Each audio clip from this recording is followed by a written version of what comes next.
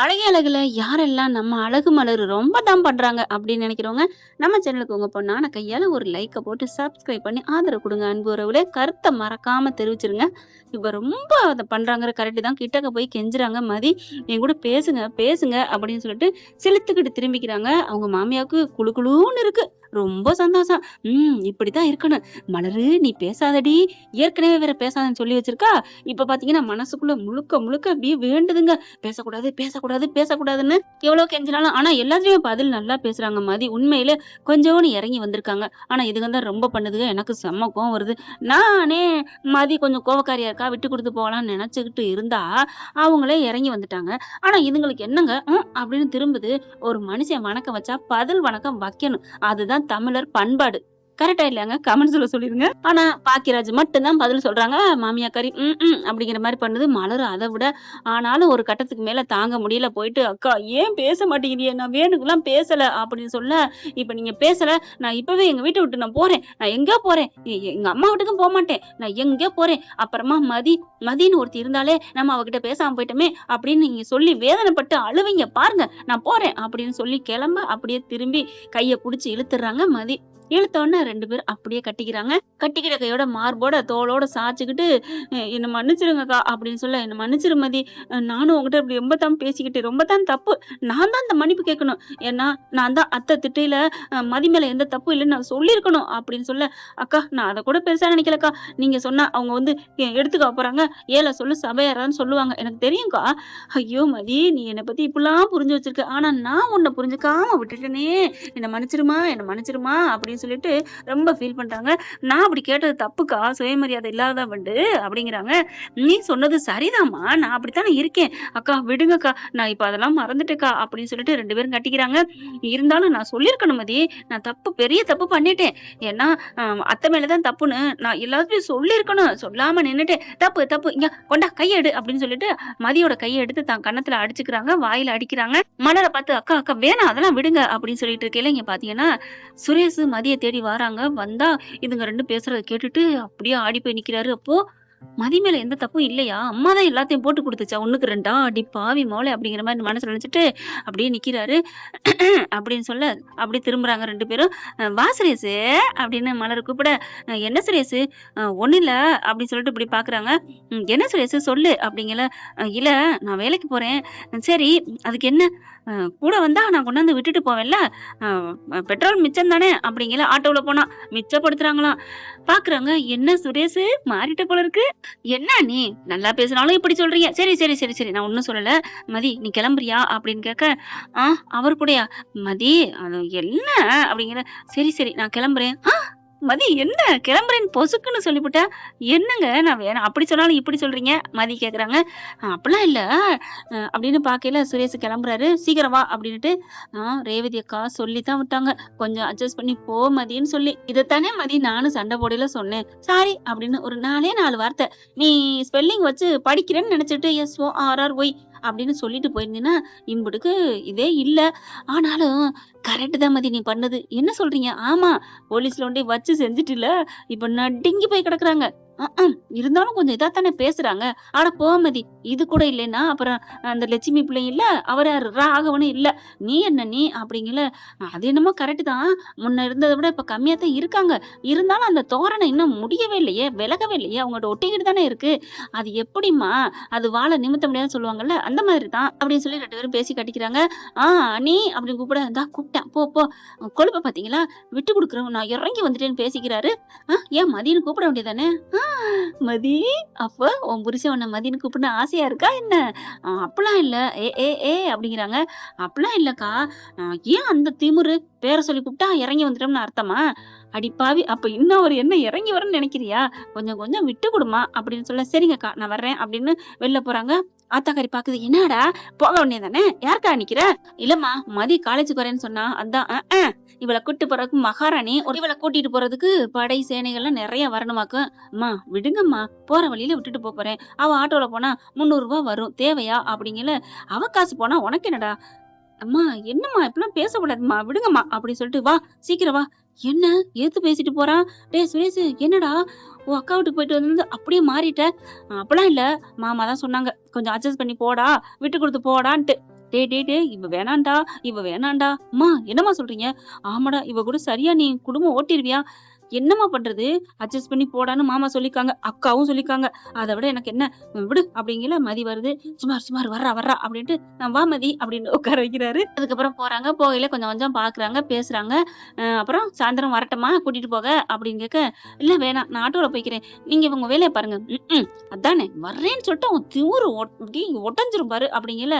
அப்பலாம் உடையற இல்ல நான் எப்ப வேணாலும் எனக்கு முடியும். அதான் காதுல விழுந்துருச்சோ நம்ம சொன்னது. சரியான எமக்காதே இருக்காளே அப்படின்ட்டு, இல்ல நீ சொன்னீன்னா நான் வந்து கூட்டு வந்துருவேன். பார்க்கலாம் அப்படிங்கிறாங்க. அதானே திமிரு திமிரு திமிரு பிடிச்சவ திமிரு பிடிச்சவ அப்படின்ட்டு போறாரு. காலேஜ்ல இறக்கி விட்டுட்டு போறவரு அப்படி திரும்புறாருங்க. கரெக்ட்டா மதியம் திரும்பி பார்க்குறாங்க. 2 பேரும் அப்படியே ஹார்ட்ல டச்சிங் பண்ணிக்கிறாங்க. மண்டைய ஆட்டுறாரு. வரட்டா அப்படின்ட்டு, போயிட்டு வாங்க. இவங்களும் வர்றேன் அப்படின்னு டாட்டா காமிச்சுட்டு போறாங்க. பார்றா 2 பேரும் டாட்டா காமிக்குதுங்க அப்படிங்கிற லெவலுக்கு வேற வேற வேற லெவல்ல போயிட்டு இருக்குங்க. உண்மையிலே பிரிக்க முடியாத அப்படியே சிறந்த ஜோடி அப்படின்னு மதி சுரேஷ் வருவாங்க பாருங்களேன். கண்டிப்பா விஜய் டிவில வாங்குவாங்க. ஏன்னா இவரை ரொம்ப கேவலமானவன காமிக்கல இல்லைங்க. இப்ப காலேஜுக்கு போயிடுறாங்க, வேலைக்கு போறாங்க. Good morning madam, good morning madam அப்படின்னு எல்லாரும் பேசுறாங்க. சூப்பர் சூப்பர் வாழ்த்துக்கள் வாழ்த்துக்கள் அப்படின்னு சொல்லிட்டு அவங்க மேடம்லாம் அவங்க கூட வேலை பார்க்குறாங்களே எல்லாம் கை கொடுக்குறாங்க. பரவாயில்ல மதி, எனக்கு பின்னாடி வந்துட்டு அப்படிங்கிற என்ன என்னாச்சு? நீ போ காலேஜுக்குள்ள போ, உனக்கு உள்ளுக்குள்ள போ, எல்லாம் தெரியும் அப்படிங்கிற என்ன தெரியும் அப்படின்ட்டு போறாங்க. பார்த்தா கிளாஸ்ல வச்சு எல்லாம் பலூன் கட்டி கிளாப் பண்றாங்க. வெல்கம் மேடம் அப்படின்னு சொல்லிட்டு என்னாச்சு அப்படிங்கல. அப்பதான் அவங்களுக்கு மேல அதிகாரி வந்து, இந்தாம்மா உனக்கு ப்ரொமோஷன் கிடைச்சிருக்கு. என்னது ப்ரொமோஷனா? ஆமா வித் பர்மனன்டோடமா அப்படிங்கிறாங்க. என்னது பர்மனன்டோடயா? ஆமா அதுக்காகத்தான் இவ்வளவு உங்களுக்கு செலிப்ரேஷன் பண்றோம் அப்படின்னு சொல்லி வாழ்த்துக்கள் சொல்றாங்க. எல்லாம் ஹாப்பி ஆகுறாங்க. அப்படி ஒரு சந்தோஷம். அவங்களோட நெருங்கின ஃப்ரெண்டு கேக்கே வாங்கிட்டு வந்து விட்டாங்கன்னா பாத்துக்கோங்களேன். அப்படி ஒரு சந்தோஷம். அப்புறம் பர்மனன்ட் ஆயிடுச்சு. ட்ரீட் உண்டா இல்லையா அப்படிங்கல. உங்க எல்லாருக்கும் கண்டிப்பா சம்பளம் வந்தோடனே எல்லாருக்கும் பிரியாணி ஓகேவா அப்படின்னு சொல்ல ரொம்ப சந்தோஷப்பட்டுக்கிறாங்க. உன்னோட நல்ல ஒரு உழைப்பு, நீ பண்ற பழக்கம் வழக்கம் நடத்துற விதம் எல்லாமே எங்களுக்கு பிடிச்சிருக்குமா. அதான் உனக்கு பர்மனன்ட் போட்டோம். உனக்கு இனிமே சம்பளம் 1.5 லட்சத்துக்கு மேல. அப்படியே சந்தோஷம் தாங்கல. தேங்க்யூ சார் நான் என் வீட்டு கடையெல்லாம் அடைச்சிருவேன் அப்படின்னு சொல்லிட்டு ரொம்ப சந்தோஷப்படுறாங்க. பரவாயில்ல அப்படின்னு சொல்லிட்டு என்ன பண்ணாங்க, நான் வீட்டுக்கு போலாமா, கோயிலுக்கு போகணும், தாராளமா போயிட்டு வாமா அப்படின்னு சொல்லிட்டு வெளியில வராங்களா. வெளியில வந்த கையோட பாக்குறாங்க. என்ன நம்ம கோயிலுக்கு தனியா போலாமா, இல்ல அவரை கூப்பிடுவோமா அப்படின்னு போனை எடுக்கிறாங்க. நம்பர் டயல் பண்றாங்க. ஐயையோ! அவர் நம்பர் தெரியாதே! இப்ப என்ன பண்றது? சரி நம்ம மலர் அக்காட்ட கேட்போம் அப்படின்னு மலருக்கு அடிக்கிறாங்க. மலர் வந்துட்டு, என்ன மதி என்ன?" அப்படிங்கல. இல்ல அவர் நம்பர் தரீங்களா?" அவர் நம்பர்னா பாக்கியராஜ் நம்பரா? அக்கா அது உங்களுக்கு. எனக்கு உனக்கு யார் நம்பர்மா வேணும்? அதான் அவர் நம்பரு. அவருன்னா எவரு? ஏன்டி சுரேஷ் நம்பர கேட்கறதுக்கு அவர் நான் சொல்றேன். அக்கா உங்க அவரு பாக்கியராஜ்னா என் அவர் யாரு? அ புரிஞ்சு போச்சு. சொல்ல வேண்டியது தானே! அவர் நம்பர் தான். சுரேஷ் நம்பரா? ஆமாக்கா. சரி அனுப்பி விடுறேன் அப்படின்னு சொல்லிட்டு அனுப்பி விடுறாங்க. அனுப்பிட்டேன் பார்த்துக்க. மதி எதுக்குமா? அதுவா?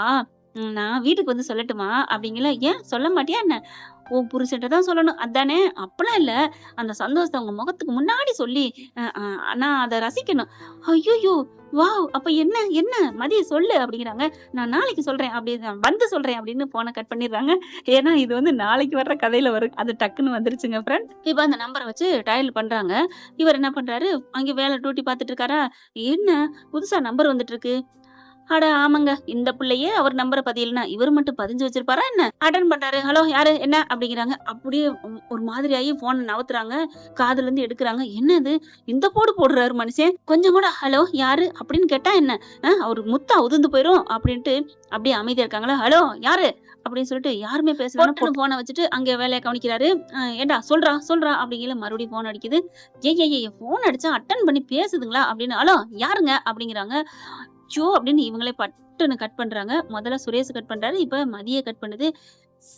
கிராக்கி, சாவு கிராக்கி அப்படிங்கிற மாரி சொல்லிப்புட்டு, மறுபடியும் அந்த ஆள போட்டு கேட்டுக்கிட்டு இருக்காரு. விசாரிச்சுட்டு இருக்காங்க சுரேஷ். இப்ப அடிப்போமா வேணாமா அப்படின்ட்டு, வேணாம். எதுக்கு இந்த வம்பு? நம்ம ஆட்டோ புடிச்சு தனியாவே கோயிலுக்கு போவோம் அப்படின்னு கிளம்ப போறாங்க. ஆட்டோவுக்கு புக் பண்ணலான்னு பண்ணையில இவர் என்ன பண்றாரு, உங்கள அடிச்சே எனக்கு கை வலிக்குதுடா போங்கடா அப்படின்ட்டு வந்து உட்கார்றாரு. நெத்தியெல்லாம் தொடச்சிட்டு போன் எடுத்து பாக்குறாங்க. 2 வாட்டி வந்திருக்கு. யாரா இருக்கும்? ஒண்ணுமே பேசல. மூச்சு விடுறது மட்டும் சவுண்ட் கேட்டுச்சு. அப்படிங்கிற மாதிரி. அடுத்து பெரிய நெறைய கூட்டத்துல இருக்க மாரி சவுண்ட் கேட்டுச்சு. இருந்துச்சு அப்படின்ட்டு, சரி யாரா இருக்கும் நமக்கு? புதுசா இருக்கே புதுசா அப்படின்னு கால் பண்றாருங்க. இங்க திரும்பி கால் வருது. வேகமா பார்த்துட்டு அட்டெண்ட் பண்றாரு. பண்றாங்க. அட்டெண்ட் பண்ணனா, "ஹலோ யாருங்க?" அப்படிங்கிறாங்க. அப்பாடா! இப்பதான் முத்து உதிர்ந்திருக்கு கொஞ்சோன்னு அப்படின்ட்டு, "அ ஹலோ, ஹலோ" அப்படிங்கிறாங்க. காத்து தான் வருது மதிக்கு. இவருக்கு புரியுது. மதி மாரி இருக்கே! அவளா நமக்கு பண்றா? நோ, நோ இருக்கவே இருக்காது. பண்ண மாட்டாளே! அப்டின்ட்டு, "ஹலோ யாரு?" அப்டிங்கிறாங்க. "யாரு வேணும்? இப்ப நீங்க பேசலன்னா நான் ஃபோன வச்சுருவேன்." Hello, hello வச்சுறாதீங்க, வச்சுறாதீங்க." அப்டிங்கிறாங்க. "மவளே நீதானா? இருடி இரு." அப்டின்ட்டு, "ஓ! போன வாரம் உங்களுக்கு நான் கேஸ்லாம் தீர்த்து வச்சேனே, அந்த ரேவதி மேடமா?" அப்டி சொன்னேன். "ம் ரேவதியா? ஆ ரேவதி தங்கச்சி இருக்காங்களே! கனகா அவங்களா நீங்க? ஆ கனகா உங்கட்ட ஒண்ணு சொல்ல மறந்துட்டேன். உங்க அக்கா கேஸ நீ தீர்த்து வச்சோனே, நீங்க என்ட்ட எவ்வளோ நல்லா ஜாலியா பேசுனீங்க. நம்பர் கேட்டீங்க. நான் குடுத்தேன். இவ்வளோ நாள் என்ன பண்ணீங்க? இப்ப தான் கால் பண்ணியிருக்கீங்க. நல்லா இருக்கீங்களா? நீங்க எவ்வளோ அழகா இருக்கீங்க தெரியுமா?" அப்படின்னு ஓட்டுறாரு. மதி அப்படியே பாக்குது. இவர் நெனைக்கிறாரு, "மவளே என்னடி சைலன்ட்டா இருக்கிற? நீ தானே எனக்கு தெரியும். இன்னும் ஓட்டுறேன் பாரு" அப்படின்ட்டு, "இங்க பாருங்க ரேவதி, எனக்கும் உங்கள ரொம்ப புடிச்சு போச்சு." அப்படியே மதிக்கு செம்ம காண்டாறாங்க. ஃபோன கட் பண்ண போயல, அப்புறம் ரேவதி இன்னொன்னு அ சாரி கனகா அப்படின்னு சொல்லிட்டு, கனகா நான் உங்க அக்கான்னு நெனச்சுட்டேன். என்ன உங்களுக்கு பிடிச்சிருக்கா? எனக்கு எங்க அம்மாட்ட சொல்லி உங்கள பத்தி நான் சொல்லப் போறேன். சொல்லிட்டு நம்ம 2 பேரும் கல்யாணம் பண்ணிக்கலாமா? உங்க கண்ணு இருக்கு பாருங்க, கண்ணு. அந்த கனகா மாரியே கண்ணு. அதனால நம்மளே கல்யாணம் பண்ணிக்கலாம். உங்கள எனக்கு ரொம்ப பிடிச்சிருக்குங்க. உங்களுக்கு ஓகேவா? சொல்லுங்க." அப்படிங்கல அப்படியே மதி பாக்குறாங்க. "சொல்லுங்க கனகா, கனகா. ஹலோ! இப்படித்தான் நீங்க இருப்பீங்களா? அப்படின்னு சொல்லி கத்துறாங்க. "யாரு? கனகா தானே?" அப்படின்னு சொல்ல, ச்சே! அப்படின்னு ஃபோன வைக்கிறாங்க. ஃபோன கட் பண்ற அளவுக்கு சுர்ருன்னு ஏறுதா, மவளே! அப்படின்னு திரும்பி கால் பண்றாங்க. அட்டெண்ட் பண்ண மாட்டேங்கிறாங்க மதி. எதுக்கு இவ கால் பண்றா? ஒருவேள கூப்ட்டுருப்பாளோ? அதனால தான் கூப்பிடுறாளோ? நம்ம சொன்னதுனால, சரின்னு ஃபோன வச்சுட்டு வண்டி எடுத்துட்டு வராருங்க வேகமா. அவங்கள ஹேண்டில் பண்ண சொல்லிட்டு, அங்க இருக்கிற போலீஸ்காரவங்கள கரெக்ட்டா 1/2 மணி நேரத்துல வந்துர்றாரு. இவங்க என்ன பண்றாங்க, ஃபோன் மறுபடியும் அடிச்சுக்கிட்டே வராரு. இந்த பிள்ளை எடுக்க மாட்டேங்குது. திரும்பி திரும்பி அடிக்க, "என்ன கனகா பேச மாட்டேங்கிற? பேசு. ஹலோ! நீங்கலாம் மனுஷங்களா? என்னது? வீட்ல பொண்டாட்டி வச்சுட்டு இப்படித்தான் அடுத்தவங்களுக்கு கடல போடுவீங்களா? என்ன கனகா புடிச்சிருந்துச்சுன்னா கடல போடுறது ஒண்ணும் தப்பு இல்லையே! உங்கள ரொம்ப ரொம்ப புடிச்சு போச்சு. என்ன கொஞ்சம் திமிரா இருக்கிறீங்க. அந்த திமிர தவிர கொஞ்சம் அடங்கி போனீங்கன்னா, உங்கள பிடிக்காதவங்க யாருமே இருக்க மாட்டாங்கம்மா" அப்படின்னு மதின்னு சொல்ல வருது. "பிடிக்காம இருக்க மாட்டாங்கம்மா" அப்படிங்கிற மாரி நிப்பாட்டிர்றாரு. "என்னது அம்மாவா?" அப்படிங்கிறாங்க.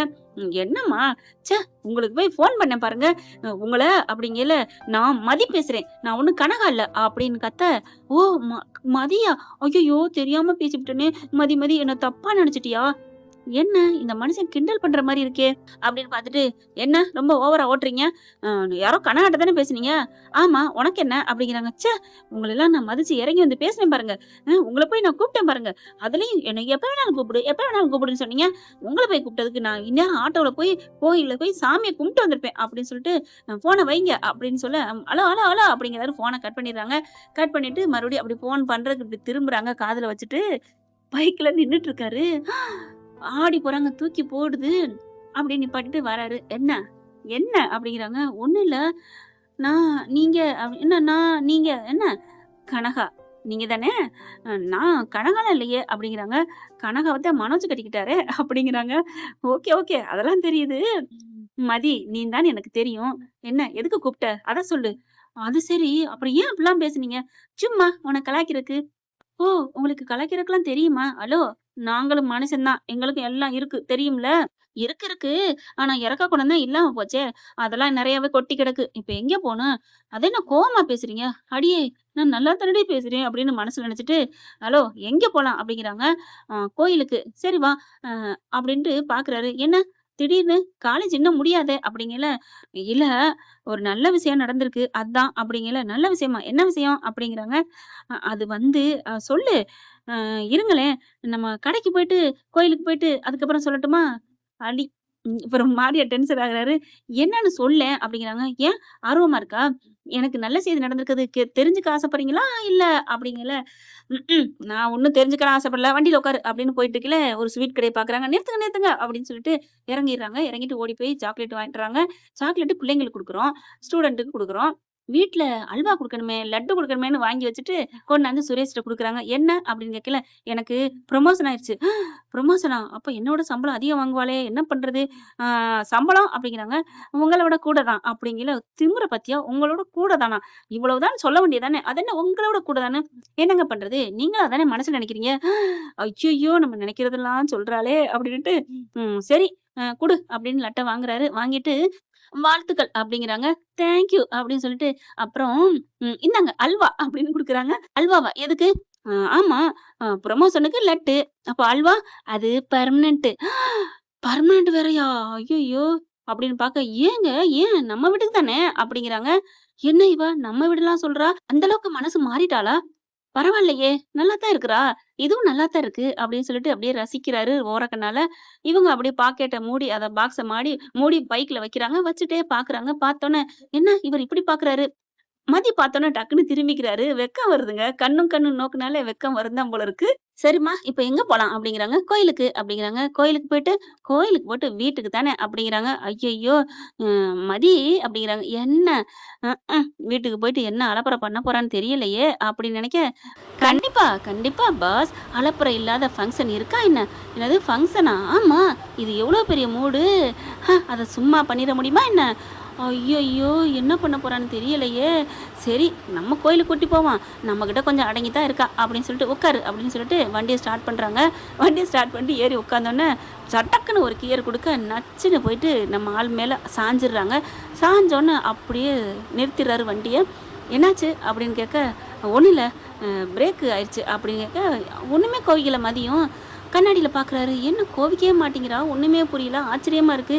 டேய் சுரேஷு, சரி திருந்திட்டா நல்லது தானே, நம்மளும் திருந்திருவோம் அப்படின்னு இவர் நினைக்கிறாரு. ஆனா மதியும் அம்மாவை எதிர்த்துக்கிட்டு நம்மளை கூட்டு வந்திருக்காருன்னு இவங்களும் கொஞ்சம் மனசார திருந்த ஆரம்பிக்கிறாங்க. என்ன ஃப்ரெண்ட், 2 பேரும் இப்படி போனா நல்லா தானே இருக்கும். பார்க்கலாம். இந்த பதிவு உங்களுக்கு பிடிச்சிருந்துச்சுன்னா உங்க பொண்ணான கையால ஒரு லைக்கை போட்டு சப்ஸ்கிரைப் பண்ணி ஆதரவு கொடுங்க அன்பு உறவுகளே. Thank you friend. இந்த வீடியோ உங்களுக்கு பிடிச்சிருந்தா தயவு செய்து லைக் பண்ணுங்க. இன்னும் அப்டேட்ஸ்க்காக சேனலை சப்ஸ்கிரைப் பண்ண மறக்காதீங்க. நம்ம கிட்ட இருக்க எல்லா சேனல்ஸோட லேட்டஸ்ட் வீடியோ அப்டேட்ஸ்க்காக மேல ரைட் சைடுல காட்டுற லிங்கை கிளிக் பண்ணி வாட்ஸ்அப் குரூப்ல ஜாயின் பண்ணுங்க. உங்களிடம் விடைபெறுவது நான் உங்கள் மெஹர்.